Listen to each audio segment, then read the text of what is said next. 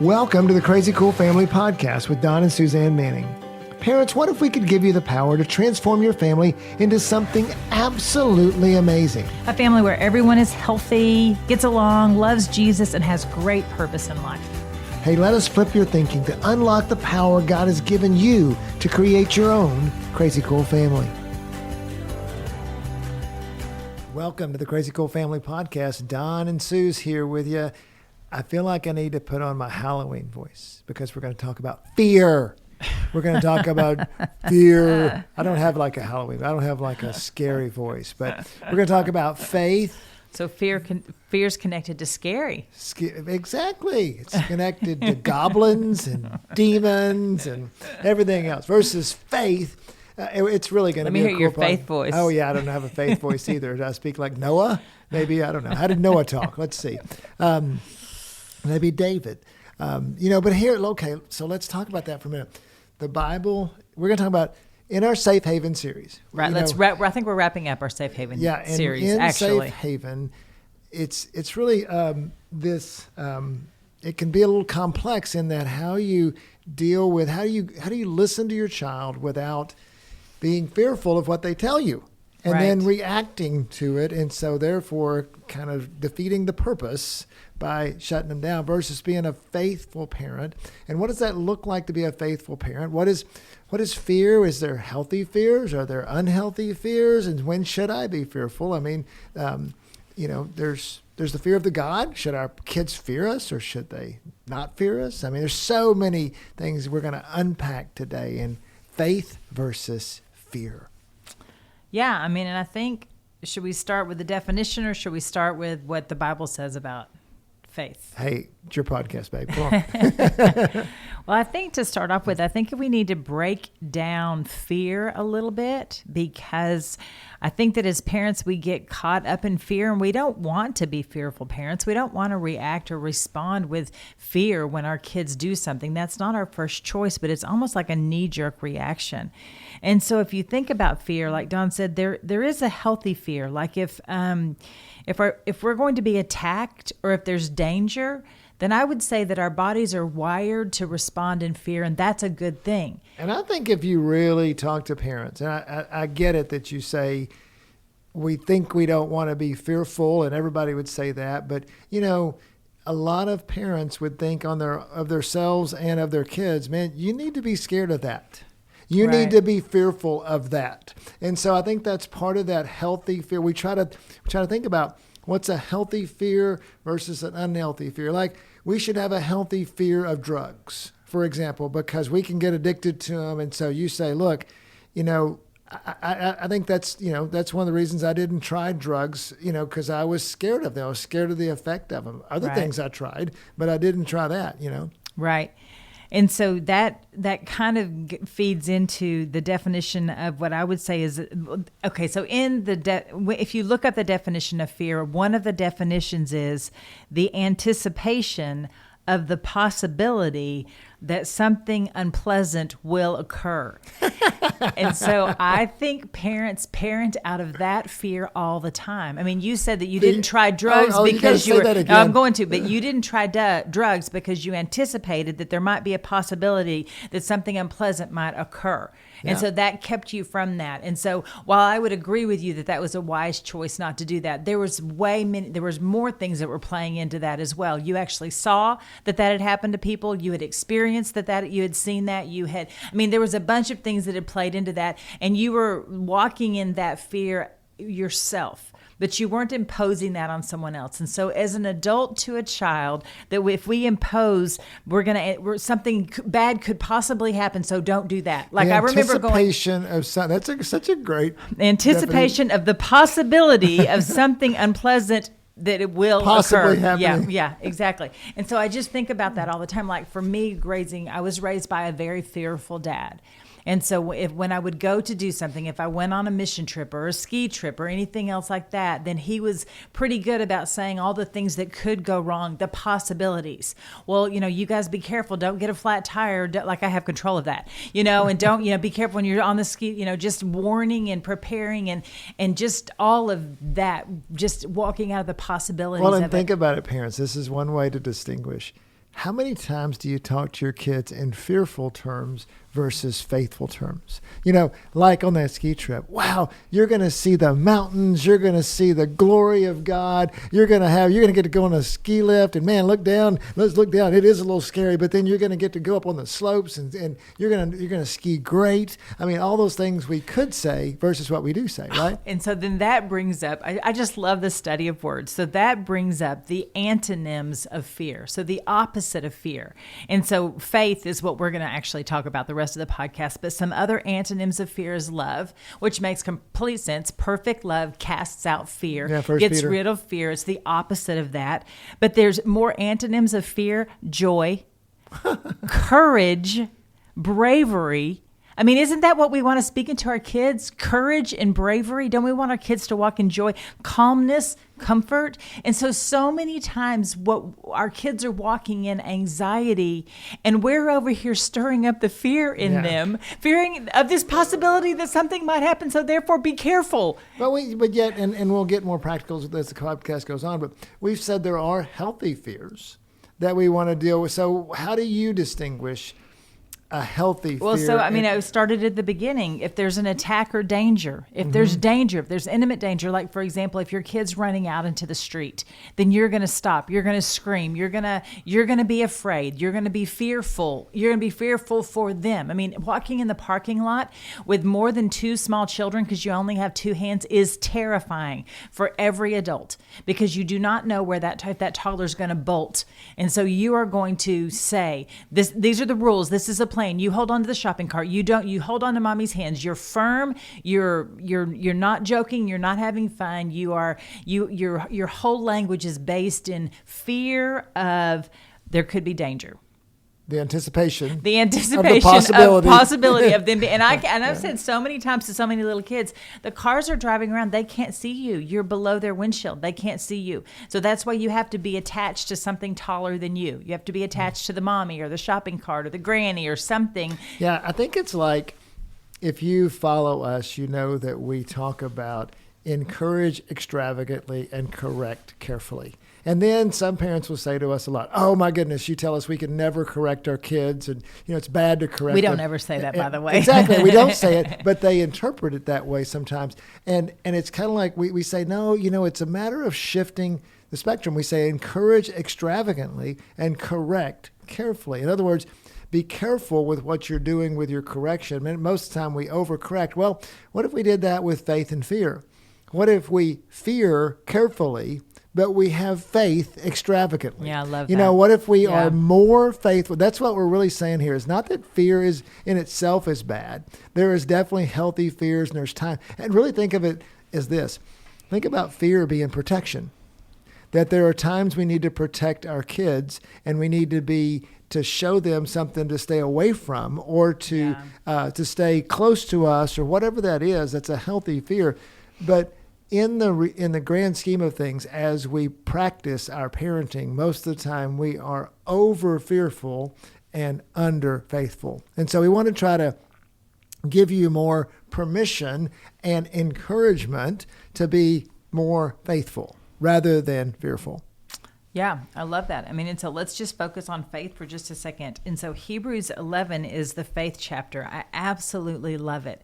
And it talks about the faith in action, and it goes through all the different characters. Now, faith is confidence and what we hope for, insurance and assurance. I mean, that's, of what we do not see. But then it goes on to say, by faith, we understand that the universe was formed by God. By faith, Abel brought God a better offering than Cain. By faith, I mean, it goes on and on and on through every single, or not every single one of the characters, but so many of the characters in the Bible. By faith, Noah was warned about things not seen, so he built an ark. By faith, Abraham was called to go to a place that he did not know. By faith, he made his home there. By faith, Sarah had a child outside of childbearing age. I mean, if you need to be boosted by faith, what does faith mean? How do I be inspired by that? Then go there, because faith, I would say, This is how I picture it. Faith is action. Faith is going forward. Faith is changing things. Fear is standing back. Fear has got a wall of protection around you. Fear is not moving. Fear is standing, and faith is going. And so what do we want for our kids? Yes, we want to protect them, but we don't want to hold them back. We want to speak into them. I mean, I say all the time, speak what it is not as if it is into them, moving them forward into, what God has for them by faith. And then, by faith, Madeline had 3 small children. By faith, Molly's pregnant with her second child. By faith, Michael's going to move to, Florida and work his job. By faith, Maddox is working on his degree in college. By faith, Cade plays football. I mean, and just speak that. Well, I think that if you're looking to summarize that, the Bible as an example, the Bible is filled with faith-based people that stepped out in faith. And so if you want to follow the Bible, you're going to follow a more of a faith-based route than a fear-based route. I can't think of a Bible character that God rewards because of his fear. Now, he shows us a lot. For example, Gideon kept saying, I'm going to put the fleece out, God, then you do this, and I'm going to do this. And God kept taking away all of his stuff that he could rely on so that he had to have more faith. And eventually it came down to 300 guys or whatever and to defeat the army. But so God, he understands our fear, and he wants to help us. Moses said, God, I'm not worthy to go do this. Why'd you pick me? Let's bring Aaron with us and all this stuff. And finally God said, look, dude, let's go. And he said, just shut up and get over your fear and let's go. But I'll give you Aaron. I mean, I understand your fear, and I understand the faults that you feel like you have. So I'll support you in that. Yeah. And he's still, and then let's talk about back to fear for a minute. What does fear do to our relationship with our children? Well, it creates fear in them for one, but it also creates a shutdown of relationship. For example, why do teenagers not talk to their parents? Well, because out of fear, they're going to say something to their parents. And how many times do you hear a teenager, Suzanne, say to us, hey, did you talk about this problem with your parents? Oh, no, I would never do that. Why? Because they'll freak out out of fear. They will ground me. They will they will get all in the business and they will totally destroy my life, basically. And so because the parent reacts out of fear rather than creating a safe haven where that teenager or even the elementary school is going to listen. Going to be listened to, I should say. Yeah. And I could even say, we could even jump on the parents' bandwagon and say, I understand that you're afraid. I understand that you're fearful, that your child's in this world, they're being exposed to things that we weren't exposed to. And so knowing all of that, I understand that you can come from a place of fear, but know that, just like Dawn said, the fear is not connecting you to your child. It's alienating you from them. So what would it look like if you took that very fear, you gave it to God, and you asked him to give you faith, and then through faith you connect with your child? Oh my goodness, that's terrifying that you went to that party and that happened. Tell me more. Tell me about that. Let me help me understand. What do we need to do? How can we? And so I see it once again. Faith is action. Faith is opening the doors to your kids' hearts and to their mind. Faith is understanding. Fear is slamming doors shut. Fear is misunderstanding or not understanding. Fear is not choosing to connect because you put that barrier up. And you don't want to against your kid. That's not what you want to do. That's just what fear does. And it's not that we don't want you to protect your kids. Just like But you protect on the front end, not the back end. Well, just like Suzanne was saying, protection looks different at every age. When they're 2 and you need to hold their hand in the parking lot, you wouldn't do that necessarily with a 13-year-old. You're going to let them walk in the parking lot by themselves. That's because they're tall enough for the cars to see them. So that's what I'm saying. And on the front end, hopefully they can also see the cars as well. And I think, but how do you? But she's right. You tell them on the front end. How do you protect your 13-year-old? And it's also allowing them. Sometimes I think we believe that we should never have our kid make a mistake or have adversity in their lives. We need to save them. Our job as a parent is to save them from mistakes and to save them from adversity. And can I just challenge that on you parents, that actually There's nowhere in the Bible that God really saves people from adversity. He didn't save Jesus from adversity. Right. Paul was shipwrecked. All those things that, not that we want bad things to happen or we let bad things happen to our kids, but within reason we do it. And again, at different ages, we can allow our kids the freedom to make mistakes, because then we can come in and listen to it and help them not make the mistakes the next time, whether that be mistakes like laziness, not cleaning their room, whatever it is, or just failures of circumstance, or moral failures. Mm-hmm. Even then we're so scared our kids are not going to be perfect. But what if they learn, the Bible says we learn a lot through adversity. Right. And so I love that. So on the front end, you want to empower and equip them with as much information as you can. Whatever they're heading out to do, you've got wisdom that they don't have. So by all means, share that. But on the back end, if they fail and when they fail, know that that's okay. There's that you can share experiences with them on the back end too. Are you going to share it through, fear, through anger, through being upset? Or are you going to share it through faith and believing them and supporting them in their mistakes? And so I just wanted to say something too. I was thinking about as you were talking, Don, that as parents, I believe that that fear actually can be a tool for us. If fear rises up in us, to see that and acknowledge that, and then to press into that. Like if I am afraid of something, then okay, what is this? What am I afraid of? What is going on? God, are you trying to get my attention here? Is something, am I anticipating something that's going to happen? And if so, what do I need to do about that? And so we don't want to say don't fear. We just want to say pay attention to it and make sure you use it to your advantage. So, for example, how would that play out? Let's say, for example, and I've seen you do this, Suzanne, before, or, every once in a while, maybe I've heard the Lord, but I'm serious. For example, a child wants to go somewhere, and we are walking in faith, trying to walk in faith, but a red flag goes up, and that's what I kind of say fear is. It becomes a red flag. Now, if every time your child goes out, the red flag comes up, there may be an issue. But sometimes with you, yeah, exactly. Or maybe your child, maybe you don't trust them, and maybe they're not trustworthy. Yeah, but let's say in the normal course of business here, that we get a sense in our spirit, a fear, if you will, that that's not a good place for them to go. It's not a safe place. It's not a healthy place for them to go.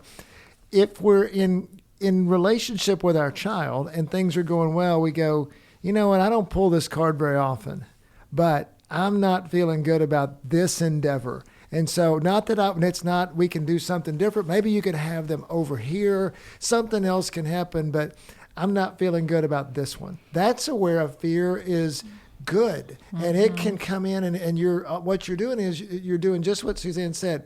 You have a fear. You don't overreact. You put it before the Lord. Maybe you talk about it with your spouse. Maybe you get some counsel from another mom that knows, hey, we're going over to this party with this place, and and do you know these parents, or right. What's going on? And it's not a gossip thing. It's just do you see what we're saying? You're learning. We want you to learn as parents how to operate in faith, which means that when fear comes, you operate differently than we are used to reacting, where all we do is just freak out and just shut everything down, because that's going to be, just some examples. Like let's say it goes into every age. Let's say your 3-year-old, you've got a little table that the little kids eat on, and let's say that 3-year-old is standing on that table.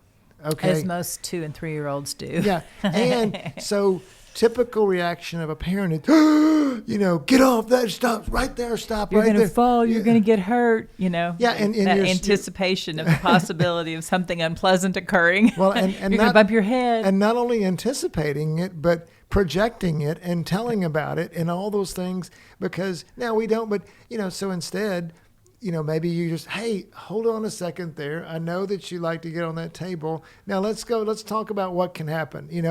There is a way to do it. Or let's jump to, again, maybe they can jump and it wouldn't be painful. Maybe the table's small enough and you say, okay, I know it'd be fun to jump from that table, but this is where we eat. We don't want to put our feet up there. It's dirty. But you're still, especially with like a little boy, that boy wants to adventure. You know, Right. that boy wants to go conquer the world. And so often I think we domesticate the boy by for sure. all the way through, I remember John Eldridge talking about one time how the parents took away all the guns in the house, and the boys made guns out of Pop-Tarts. Oh, yeah. And they started to shoot each other with the Yeah. Pop-Tarts. A gun. I mean, a stick. Every stick out there can be turned into a gun. And so there's just this thought of in all of your, so often in grade school and even in the middle school, there's these projects our kids are doing. And, they have to do a flower project or a science fair project or whatever. And the parents are just, it's this great opportunity to say, hey, read the instructions and figure out what we're going to do here. And let that child go for it. Hey, I'm here to help you. But letting them work through it instead of, oh my goodness, this is too big for them. They're going to fail. We're so scared of it or whatever.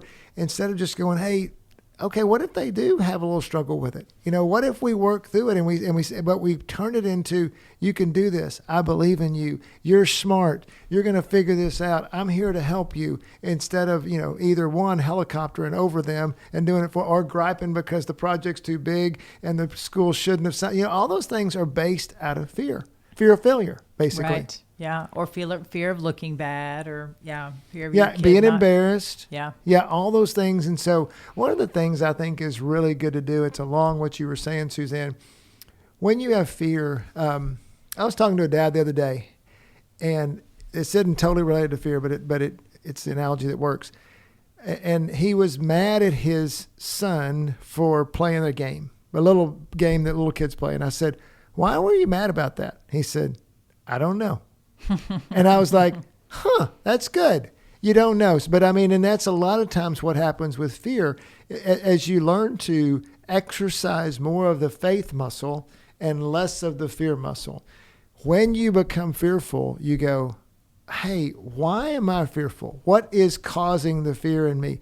Many times you'll go, especially if you're a guy, you'll be like, I don't know. I don't know my feelings. I don't know how this is going. But when you can go back to it and start to figure out the why, many times the Lord will then be able to direct your path into another way to deal with that fear. Yeah, I think that sometimes our fear as parents prevents our children from being resilient, from making those mistakes that we've talked about, from being on that table and jumping off of it and doing things that they think they can do. And so I just want to encourage you as a parent that when that fear comes up, look and see, is this an opportunity for my kid to be resilient? So they might fall down. They might get hurt. They might bump their head. Something might happen. Something might possibly happen. They might get hurt and they might cry. Well, is that okay? Is it okay? Let's assess it. I'm an adult. I can assess it and assess and know, okay, yeah. But let's say, for example, I love the idea of the kid on the table, because that's just what if you moved it and said, hey, okay, we're going to take this to the couch, and then we're going to put some pillows on the ground, and then we're going to jump into the pillows.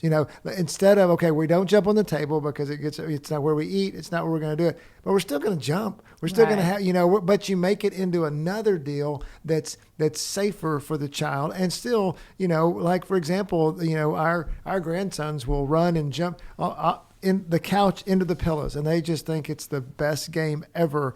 And then they love to jump on me when they, as well. And they have little games that they play, all that kinds of jumping, but it's all just about running and jumping. That's all we got to do. We just got to run and jump, and the game's fun. Mm-hmm. Well, so often we squash that in our kids because it's inconvenient, or we're afraid they're going to hit the coffee table, or move the coffee table, just let it happen. Or let them hit it. They'll only hit it once or twice, and then they will reassess where to jump.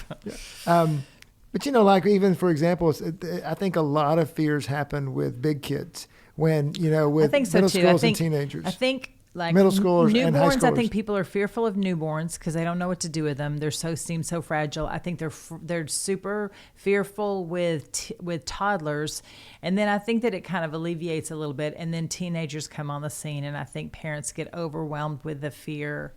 And it's scary. Yeah, let's acknowledge. Well, the teenagers are not scary so much as the world that they're being exposed to is scary. Well, and other teenagers. Our teenagers are great, but those other teenagers, The influence those guys yes. have. Oh my goodness, those other kids, they're terrible. And but like for example, your kids are going out with friends, and you don't know where they are, what they're doing, and so we put all of these restrictions on them, and we text them. Yeah, we text them every 10 minutes, and make sure that they follow their location, and we love technology and everything else. But we had a lot of success with. I told my kids a lot. I told the teenagers a lot.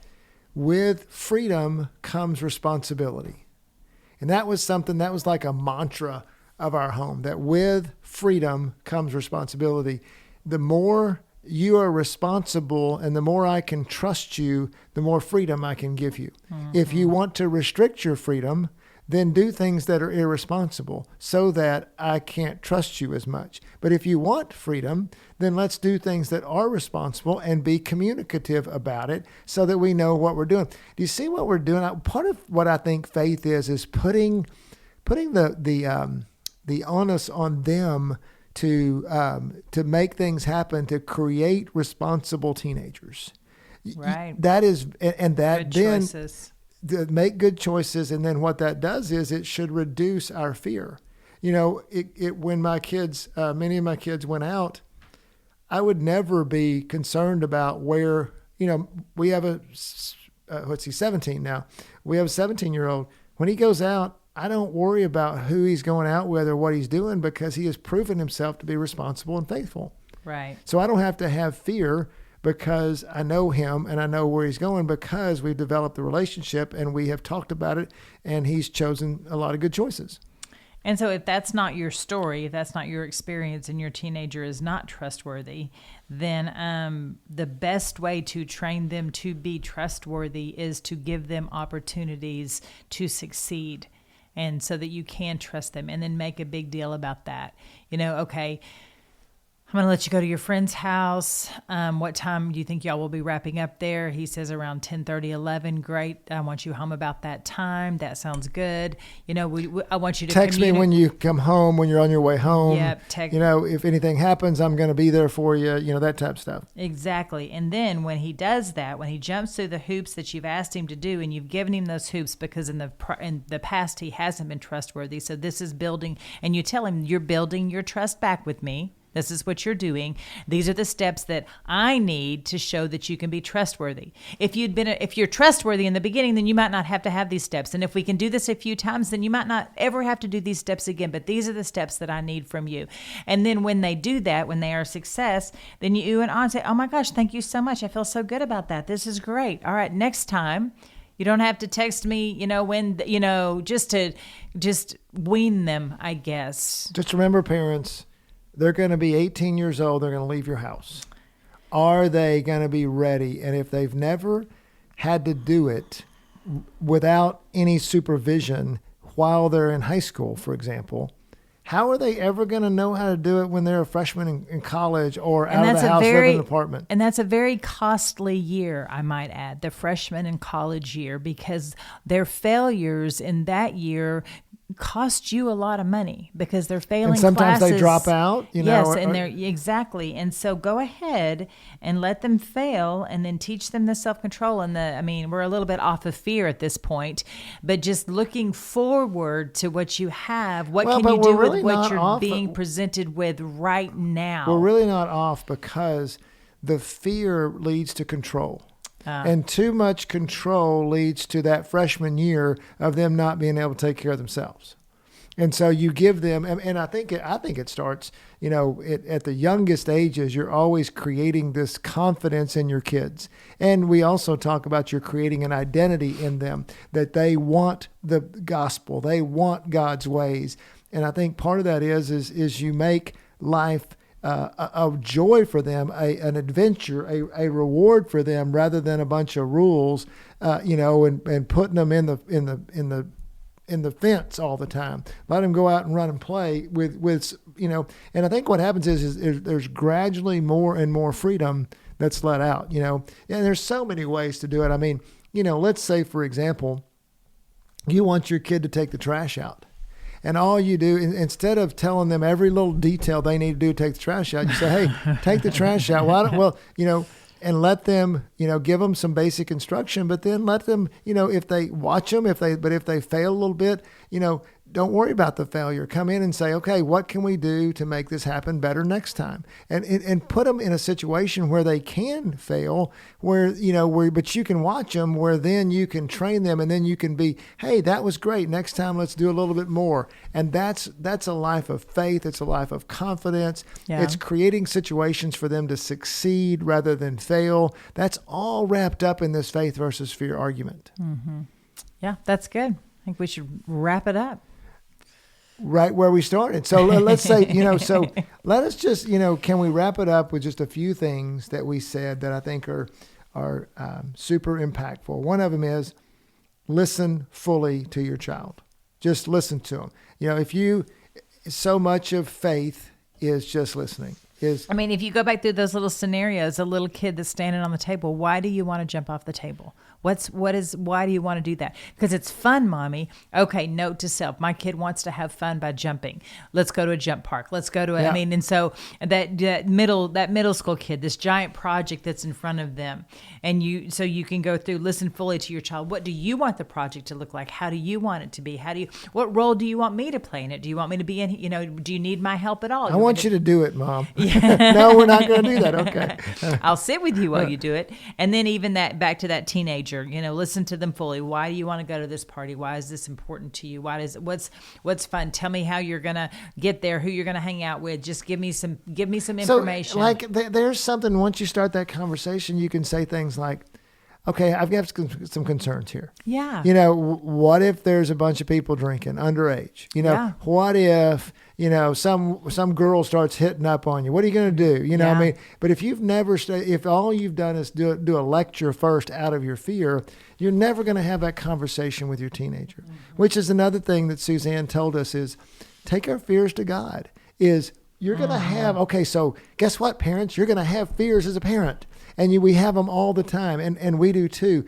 What can you do to use that as a red flag to then listen to the Lord about it? Say, God, here, I'm fearful of this. You think God hadn't seen it before? He's going to be able to help you, and maybe go to your spouse about it, your friends about it, whatever it is, to say, hey, these are my fears. How should I be responding? So that kind of comes into that, respond rather than react. And just take those fears to God and figure out what God's saying instead of what your fears are saying. And then the last one to leave you with is choose to respond in faith. And so if you have little kids right now, you can choose to respond in faith, but as soon as your child learns to drive, the only thing you can do is respond in faith. Mm-hmm. You have nothing else. You're not going to get in your car and follow them around. And so when I get to heaven, God's going to lay out all of my prayers, and there's going to be a very large percentage of prayers that are going to have been put up on behalf of my children when they are driving. From 16 to 18. Yes. Well, no, even now, as they head back to Arkansas, as they're driving back or anywhere, that is it's like, okay, God, send extra angels down, protect them, keep them safe. Michael just came into town last week, and he called and said, Mom, I had a blowout on and so I prayed all the way from when he got his blowout to, literally watched him on his, traveling to make sure he got to where he was getting a new tire put on, because I didn't want him to get in a wreck or, anything else like that. And so just know that. Go ahead and start choosing to respond in faith right now, because you're going to anyway when they start to drive. I didn't pray so much about that. I had a feeling he was going to be okay.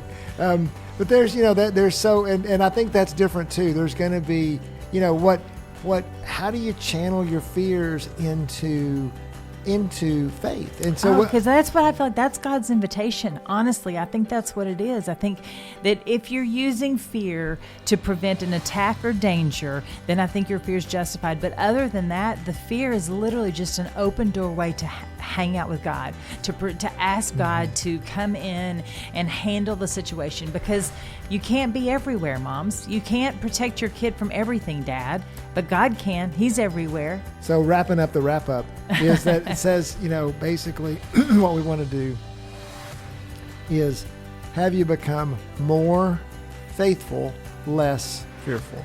Teach you how to handle your fears and wants you to step into your faith more, just like the people in the Bible did. You know, when David faced Goliath, when David faced the lion or the bear, when Moses faced the Red Sea and the parting of the Red Sea, when Noah faced the ark and the rain coming down that he'd never seen before, they had to step out in faith. And so we want you as parents to step out in faith, as well as to help your kids to be examples and to be an inspiration for your kids to step out in faith as well. So anything else, Suzanne? As always, parents, be faithful, but also be crazy. Go be crazy, crazycoolfamily.com.